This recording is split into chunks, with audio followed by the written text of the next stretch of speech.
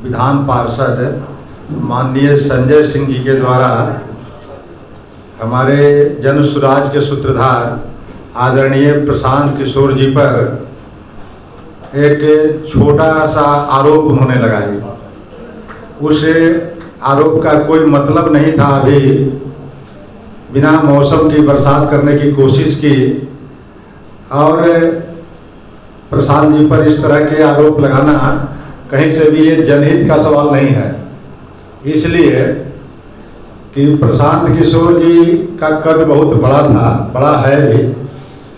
जिस समय प्रशांत किशोर जी नीतीश कुमार जी के साथ रह रहे थे या काम कर रहे थे, उस समय संजय जी का राजनीतिक पहचान भी नहीं थी।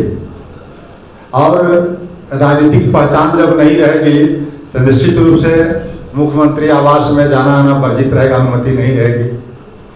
और जब मुख्यमंत्री आवास में जब कोई धड़ल्ले से आ जा नहीं सकता है तो इस तरह की बात, फूहड़ बात कैसे जान सकता है और कैसे कह सकता है, यह कहीं से हम लोग को उचित प्रतीत नहीं होता। और कल का जो प्रसंग था वह खिसियानी बिल्ली खंभा नोचे, यानी जन सुराज के सूत्रधार या जन सुराज के बारे में अब ये पॉलिटिकल पार्टियों को शुरू में उन लोगों ने तो यह प्रचार किया कि भाजपा का बी टीम है। कुछ आरजेडी के द्वारा, आरजेडी के जो उस समय के तत्कालीन अध्यक्ष और आज भी शायद निवर्तमान अध्यक्ष वही हैं, श्री जगतानंद सिंह जी ने प्रशांत किशोर जी के बारे में एक भद्दी टिप्पणी की थी कि प्रशांत किशोर नहीं, प्रशांत किशोर पांडे। अब ये टिप्पणी नहीं की थी, बल्कि कहा था कि एक फरमान जारी किया था कि राजद में के लोग जा रहे हैं जन सुराज के अभियान में, इसलिए इन लोगों को रोका जाए। इस तरह का फरमान जो है, इससे राजद को ही नुकसान हुआ, जन सुराज को कहीं नुकसान नहीं हुआ।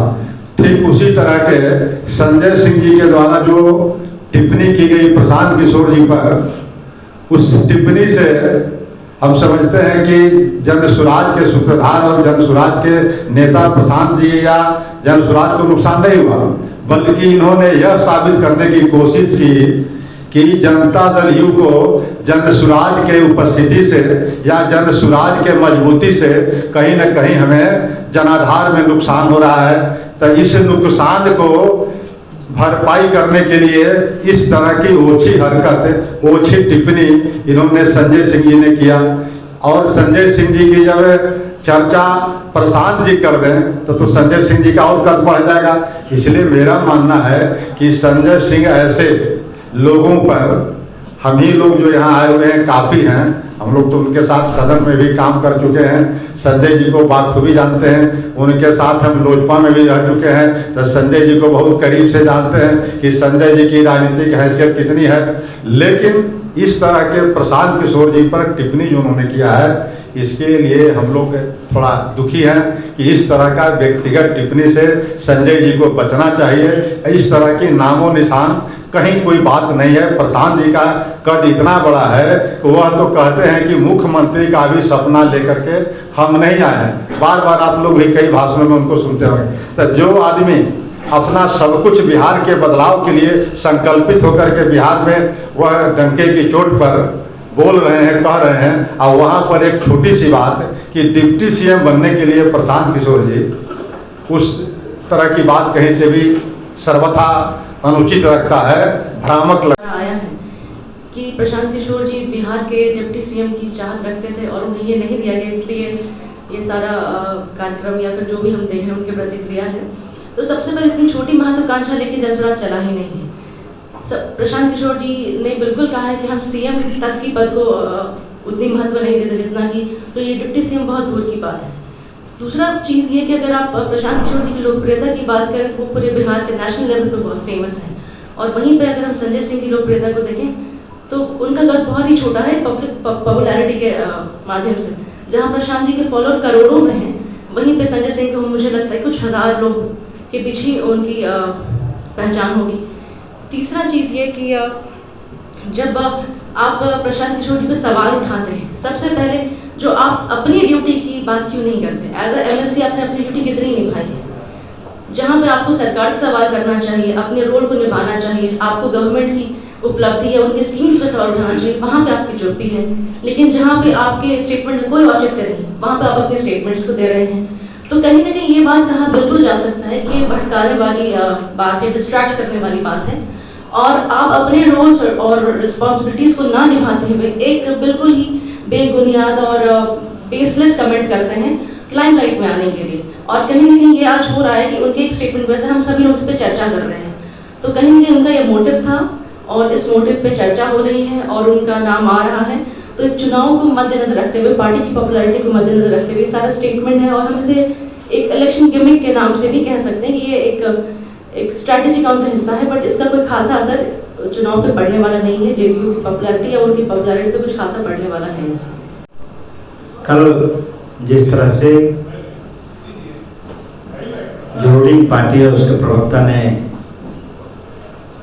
अब तो प्रवक्ता भी नहीं है, प्रवक्ता से भी उनको मुक्त कर दिया गया है, पार्टी के वाइस प्रेसिडेंट हैं। लेकिन कल उन्होंने कहा है कि नीतीश कुमार जी से प्रशांत किशोर जी ने डिप्टी सीएम बनाने की बात कही थी, डिप्टी सीएम नहीं बनाया इसीलिए वो विरोध कर रहे हैं। तो नंबर 1 की प्रशांत किशोर जी 2018 में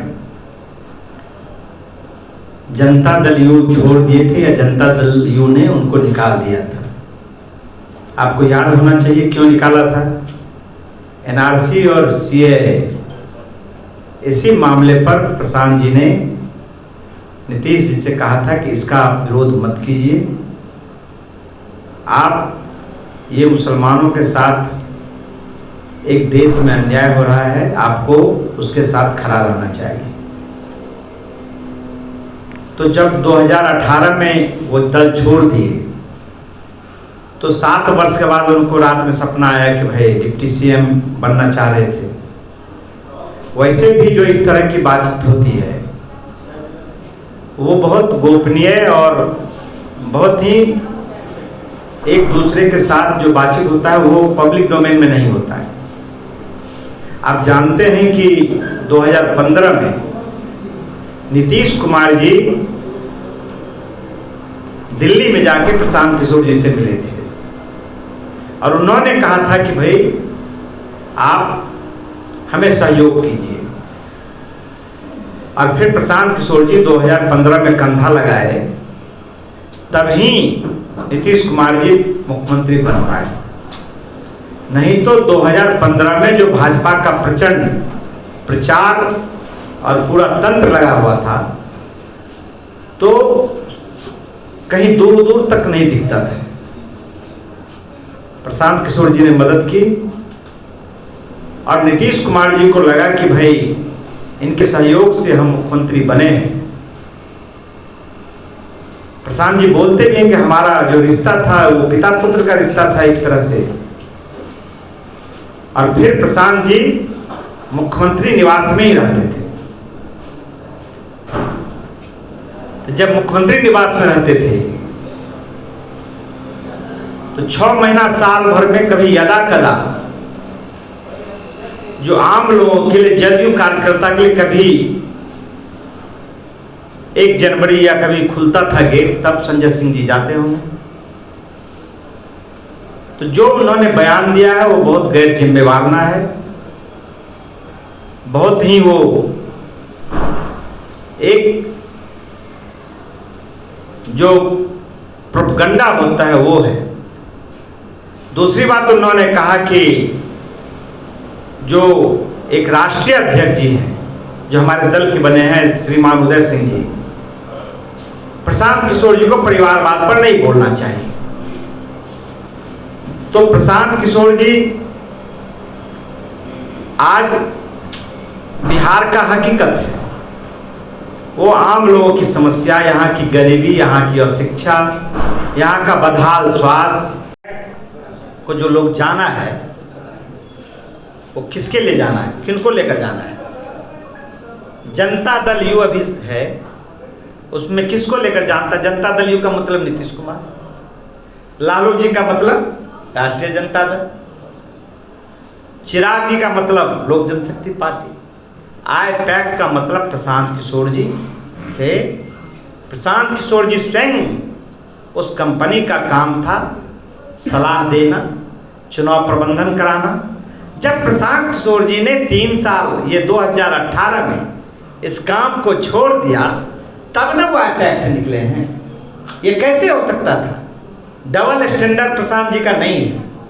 उन्होंने पहले तय कर लिया कि अब मुझे जो लोगों का सलाह देते हैं, चुनाव जिताते थे, वो काम मुझे नहीं करना है। अब मुझे बिहार के लोगों को जिताना है।